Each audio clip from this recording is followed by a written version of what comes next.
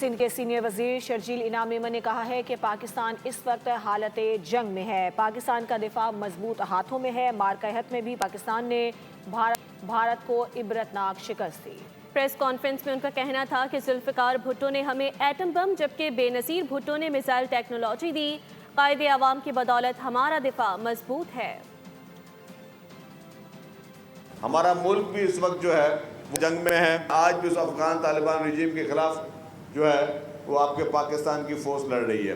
کسی بھی ملک میں اتنی ہمت نہیں ہے کہ پاکستان کو میلی آنکھ سے دیکھے، اور اگر پاکستان کو کوئی میلی آنکھ سے نہیں دیکھ سکتا تو پھر کیوں نہ ہم آج یاد کریں اور شکر گزار ہوں ہمارے عظیم لیڈر قائد عوام شہید ذوالفقار علی بھٹو صاحب کا۔ پاکستان ایک ایٹمی طاقت ہے۔ شہید محترمہ بے نظیر بھٹو صاحبہ نے جس طریقے سے میزائل ٹیکنالوجی دی تو آج الحمدللہ پاکستان کا جو ڈیفنس ہے وہ بہت مضبوط ہے۔